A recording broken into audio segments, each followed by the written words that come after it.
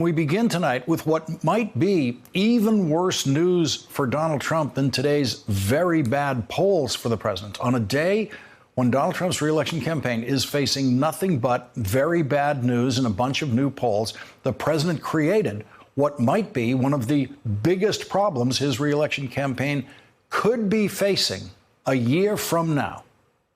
John Bolton's memoirs.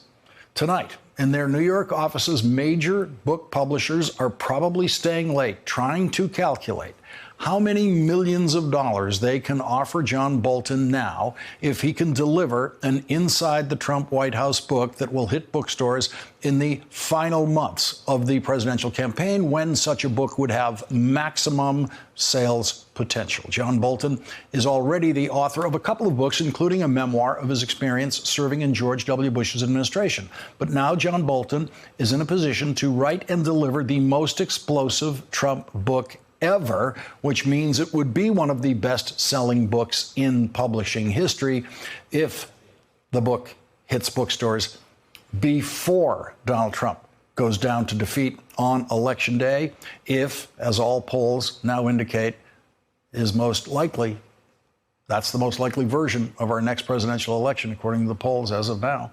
We will discuss those polls later in this hour. Those polls will be part of book publishers' calculations of how much money they can offer John Bolton. They're making those calculations right now. And those polls say John Bolton can become one of the richest authors in history if he delivers a book before Election Day. And that same book, the day after the election, might be worth much, much less if Donald Trump loses the election. So you have to ask yourself, if you're Donald Trump, you have to ask yourself, what kind of person is John Bolton? Is he one of those people working for Donald Trump who will avoid any possible public conflict with Donald Trump, like former Defense Secretary James Mattis, who has written a book which is now being largely ignored because it does not describe the kind of Trump chaos that Bob Woodward's book describes and Michael Wolff's book describes, both giant bestsellers. If John Bolton is the kind of person who will hold back what he knows is publishing gold, is John Bolton that kind of person? Is he the kind of person who will now protect Donald Trump out of personal loyalty to Donald Trump? John Bolton has already publicly disagreed with Donald Trump about how he left his job as National Security Advisor. There is very likely going to be a John Bolton book about Donald Trump. And John Bolton began, in effect, writing it today in a tweet contradicting President Trump. The least important disagreement that Donald Trump and John Bolton have ever had is their final disagreement, the disagreement over John Bolton's departure today from the job of White House National Security Advisor. President Trump says he fired him. John Bolton says, I resigned. At 2 minutes before 12 noon today, real Donald Trump tweeted, I informed John Bolton last night that his services are no longer needed at the White House. I disagreed strongly with many of his suggestions, as did others in the administration, and therefore I asked John for his resignation, which was given to me this morning. 12 minutes later, John Bolton contradicted the president's version of events with this tweet. I offered to resign last night, and President Trump said, let's talk about it tomorrow. So the Bolton tweet account appears to be that he offered his resignation last night. The president decided not to talk about it until today, and then he didn't talk about it today. And as promised, instead, the president decided to accept John Bolton's resignation via tweet and pretend that the resignation was all Donald Trump's idea. 6 minutes after John Bolton's tweet claiming that he wasn't fired, he quit, Fox News hosts were busy reading the Trump-Bolton Twitter battle on their phones when this happened. And then, of course, we heard from the just fired John Bolton saying that, no, it didn't actually play out that way. Well, I offered to resign last night, and President Trump said, let's talk about it tomorrow. John Bolton just texted me just now. He's watching. Can you read it? He said, let's be clear, I resigned. And I said, do you mind if I say that while you were talking? And he wrote, yes. So John Bolton has just texted me to say, I resigned. Okay. So he answered, yes, go ahead. Yes, go ahead and say it, because I did not want to say that. That's right. For all the obvious reasons, right? So John Bolton has just answered the president's tweet by saying, yes. Why are we doing this?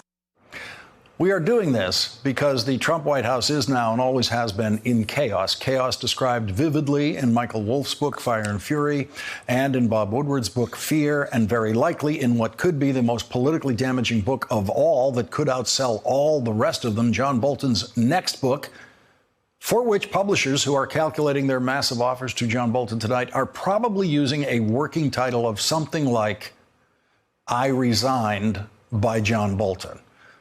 There are important questions to be asked about the immediate effects of John Bolton's departure from the White House. What does this mean for the Trump approach to North Korea? What does this mean for the Trump approach to Iran? What does this mean more generally to the national security apparatus of the Trump administration? And what might it mean for congressional investigators who might want to question John Bolton now that he is a private citizen? There is no one better positioned to handle those questions tonight than our first guest, the chairman of the House Intelligence Committee, Adam Schiff. Congressman Schiff is a Democrat representing California's 28th congressional district, which includes parts of Los Angeles, Pasadena, Burbank, and the San Fernando Valley. Chairman Schiff, thank you very much for joining us tonight. Really appreciate it. Great to be with you. I want to get your reaction to the firing and/or resignation of John Bolton. Well, he never should have had the position to begin with. He lacks the temperament. He lacks the judgment to really have that job. You're supposed to be a facilitator to help the president get to yes, to mediate the national security officials and help them provide the president with options.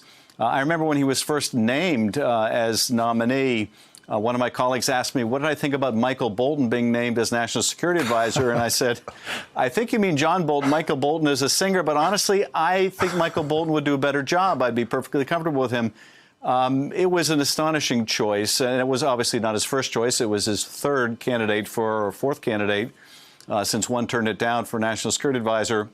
But a bad choice from start to finish, although ironically, he was right on a couple of things that were profound disagreements with the president.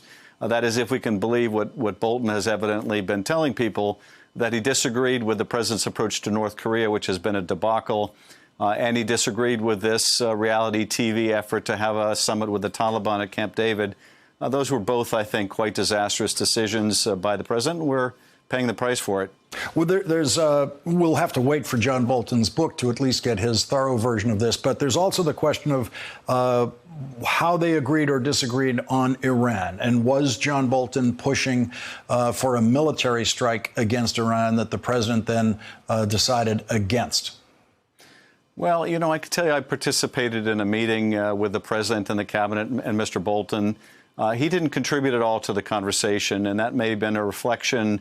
This was on the eve of the president's decision to pull back from a strike on Iran. That may have been because the president didn't particularly want to hear from him.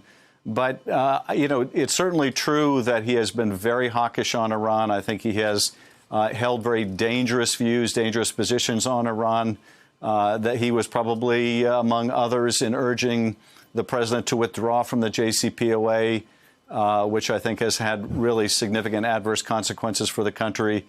So on Iran, I think he has been a singularly bad influence on the president. But as we have seen in many other things and with many other cabinet officials, even though he had often disagreements apparently with the president, it didn't stop him from serving as an enabler of this president, both in terms of the disastrous policy vis-a-vis North Korea and with respect to the Taliban summit, but also, you know, sticking to the president even when he at least purportedly had these profound differences.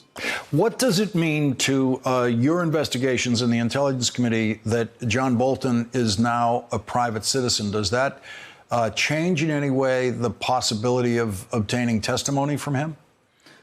Well, you know, in theory, it ought to make it easier. If Bolton is outside the administration, he would be more accessible as a witness.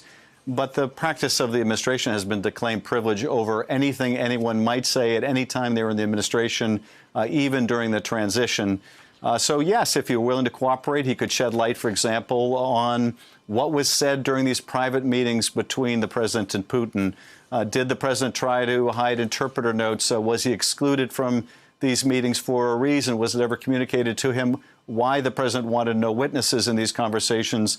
Did he ever learn that the president was continuing to pursue Trump Tower, or there was some other illicit financial motivation? Were intelligence items discussed with Putin or other Russian officials that could cause U.S. intelligence secrets to be jeopardized? He could certainly answer those questions. Whether he'd be willing to, whether we could overcome the White House opposition, I guess only time will tell. And there's been developments over the course of the August recess with members of the House adding their voices to the encouragement of an impeachment inquiry in the House of Representatives. This week, the Judiciary Committee will be having a vote that basically empowers the committee with all of the powers of an impeachment inquiry. What is your view of what the Judiciary Committee is doing? I know that as chairman of Intelligence that you have your own shop to run, but do you support what's happening this week in the Judiciary Committee? I do, because the procedures that the Judiciary Committee is adopting will allow it to move more expeditiously. It'll allow subcommittees to do some of the witness interviews. It will allow staff to do some of the questioning. Given just how much the administration is stonewalling Congress's oversight, whatever practices and policies we need to adopt in our committees to expedite our investigation, we should undertake. So, yes, I do support what they're doing. I think it'll help us get answers more quickly. And also, I want to get your reaction to the reporting that we've seen this week here at NBC News and at other news organizations about a Russian spy, a spy who was serving American interests while working in Vladimir Putin's administration, who was extracted during the first year of the Trump presidency. There was a consideration and an attempt to extract him before that during the Obama presidency. But there are many elements of this story, including what may be now a lack of resources for the CIA for information coming from inside the Putin regime. Well, I can't comment on those specific allegations. I can tell you that really our mission on the Intel Committee is to make sure that the Intelligence Committee has the resources it needs to do the difficult human intelligence work. Russia is a very hard target. There are other hard targets out there. And we spend a lot of time assessing, are we able to get the information we need? What changes do we need to make to get more information? There were several reports, and I can't comment on the specifics of them, but, one of the other reports today was the president continually questioning the value of human intelligence. For the president to do that and send a message, if this reporting is correct, that these people who are risking their lives in service to this country, these are foreigners, often on foreign soil, who do so sometimes, yes, for money, but other times because they believe in America, because they believe in democracy. They want something better for their own country. If this is correct and the president is casting doubt on the value of this, even as he is quite publicly castigated the intelligence agencies, comparing them to Nazis, it means sources are going to dry up, both human sources as well as some of our sister intelligence agencies around the world who won't give us their most sensitive information if they think the president can't be trusted with it. So there are real-world consequences to this perception of the president as being untrustworthy with intelligence, untrusting of our intelligence agencies, skeptical of the value of intelligence itself. That just makes all of our jobs that much more difficult and the country more vulnerable. Chairman Adam Schiff, thank you very much for joining us tonight. Really appreciate it. Thanks for checking out our YouTube channel. Subscribe by clicking on the button below for more from The Last Word and the rest of MSNBC.